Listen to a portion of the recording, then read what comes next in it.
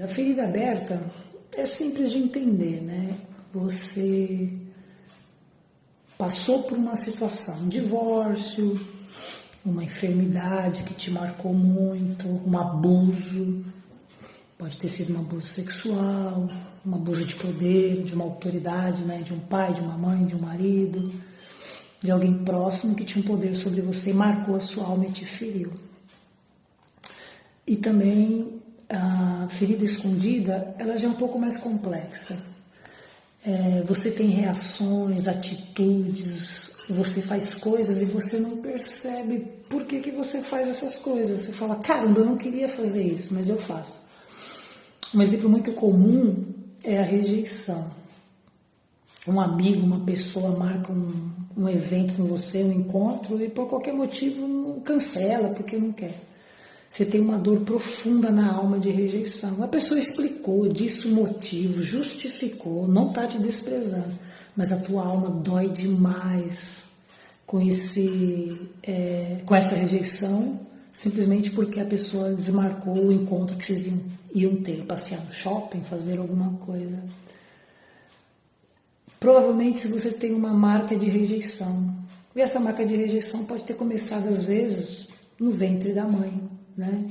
Às vezes por algum motivo, por alguma situação, a tua mãe não quis aquela gravidez, ela não desejou, veio na adolescência, veio no momento que ela tinha um outro projeto para a vida dela e não ter um filho, ter um bebê. E você veio, ela pensou em abortar, não quis ter, mas por várias situações ela teve você. E isso está registrado na sua alma. E aí você não sabe, mas você sempre que acontece uma situação que alguém fala não para você, tem uma rejeição. Isso é uma ferida escondida, é mais complicado você achar ela, você perceber ela, né? Então essas duas feridas eu percebo que é o que mais marca as pessoas, né? Normalmente as pessoas me perguntam, como é que você sabe que alguém tem uma ferida na alma, né? Que alguém precisa de cura interior. Na verdade todo mundo precisa, mas especificamente, por que você sabe que uma pessoa tem uma ferida na alma, né? Porque às vezes eu estou conversando com as pessoas numa roda de bate-papo, de amigos, e eu percebo que ela tem uma ferida na alma. E às vezes as pessoas acham que você está tendo uma revelação, ser uma grande pessoa usada por Deus, e não é. É que o corpo, ele expressa que tem feridas, né? Uma delas é quando a pessoa tem um nó na garganta. Você fala com ela e você percebe, você está numa roda de amigos, batendo um papo, familiares, sei lá, pode ser uma pessoa próxima a você, um marido, esposa, amigo, sei lá, um irmão. Você fala um assunto, você vê que a pessoa faz um nó na garganta. Outra coisa, você toca num assunto, você fala de uma coisa, ela tem um golinho de saliva, assim, sabe? Tipo, ela faz... Tem uma ferida aí, tem alguma coisa que pegou. E a outra forma é a pessoa ter uma dor no coração. Você fala, ela faz uma sensação de dor no coração, ela tem uma reação com expressão, você percebe isso, né? E aí eu percebo qual foi o assunto que a pessoa falou, que teve essas reações, e aí eu vou dar uma cutucada e eu vejo a pessoa. E às vezes é interessante que a pessoa reage com agressividade, né? Porque é como se você estivesse acusando ela, agredindo ela emocionalmente. E você nem sabe da história, do passado dela. Às vezes a pessoa deduz que alguém possa ter contado, feito uma fofoca. Mas é que são reações que mostram que tem uma ferida, nos incomoda, né? Tem um estudo que fala que quando você tem uma informação, eu não lembro os números exatos, tá? Vou pegar um exemplo para a gente entender. Tipo assim, você está assistindo esse vídeo agora, está tendo essa informação. Você está gastando, sei lá, 20 neurônios. Quando você tem um trauma, quando uma coisa é traumática na tua vida, uma ferida na tua alma, seria 200 neurônios. Então, tudo que você passa na tua vida, que é igual ou parecido àquilo que você sofreu, que te causou um trauma, vai te trazer essas reações que eu falei. Por quê? Porque o cérebro, ele fala, ó, perigo, perigo, perigo, foge daí. Então, a ferida escondida, a ferida aberta, as duas são feridas, as duas fazem mal, E às vezes você sabe onde foi a sua ferida. Eu tive um exemplo muito marcante ministrando cura interior. Estava ministrando uma mulher, eu lembro na época ela tinha 41 anos, eu tinha quase 30 anos, ela era 10 anos mais velha que eu. E eu tenho um hábito, né, quando eu estou ministrando cura interior, tem vários processos na cura interior, né? Então, para eu depois fazer o processo da cura interior, orar com a pessoa no final, eu vou anotando, para eu não esquecer de fazer a oração específica por aquilo que ela está falando, né? E aí, eu vou conversando com a pessoa, às vezes é uma vez só, às vezes são várias vezes, né? Eu não tenho a pretensão de, uma única conversa, curar a pessoa completamente, porque você tem que conectar na ferida. E às vezes isso demora, às vezes a pessoa está fechada, às vezes a pessoa não está tão aberta, e tem um momento que dá uma conexão. Mas nesse caso dessa mulher foi interessante, porque eu conversando com ela relatando toda a vida dela, ela contou, quando eu tinha 11 anos, minha mãe morreu.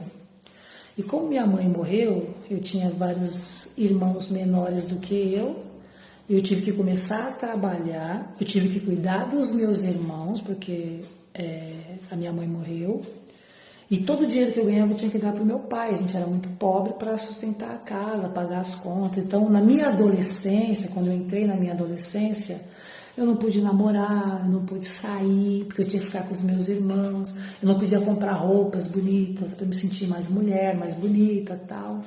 Ela relatou na maior simplicidade, sem alterar as emoções, sem alterar os sentimentos, ela apenas relatou. Na hora que terminou a conversa nossa, a gente vai fazer o processo da cura interior, eu simplesmente fiz uma oração simples. Eu falei, Espírito Santo, entra nesse momento aqui de dor dessa menina de 11 anos. Lembra que eu falei que era uma mulher de 41 anos? Eu falei, Espírito Santo, eu não sei o que é uma menina de 11 anos perder a mãe. Eu não sei que dor é essa. Espírito Santo, entra nesse quarto escuro agora para colocar luz e curar. E foi uma das cenas assim, mais impressionantes que eu vi ministrando cura interior, que me marcou, que eu nunca esqueço. Quando eu falo, estou falando aqui de novo. Ela gritava, mas sabe gritar? Gritava com ódio.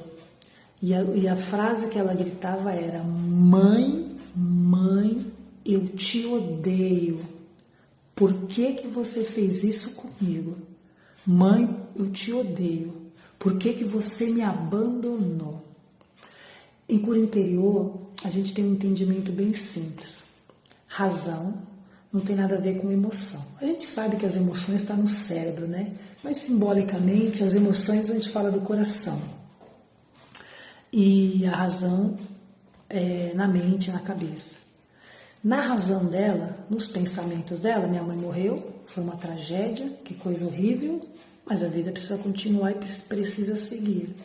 Mas no coração dela, na emoção dela, ficou uma ferida, ficou um trauma. E qual foi a ferida? A desgraçada da minha mãe me abandonou, foi embora, me deixou com o marido dela, me deixou com os filhos dela para cuidar. E eu não pude viver a minha pré-adolescência, a minha adolescência e até a minha vida adulta. E havia muito ódio. E ela chorava. E foi uma das coisas, uns moveres de curas da alma mais lindo que eu já experimentei, que eu nunca esqueci. Então, isso é uma ferida aberta. Ela relatou, realmente, quando minha mãe morreu, foi muito triste, não teve alteração de sentimentos quando ela falou de emoção, mas ela sabia onde era a ferida, era uma ferida aberta. Então, quando eu toquei naquela ferida, a dor veio para fora e ela gritou muito. Agora, a ferida escondida é mais difícil, né?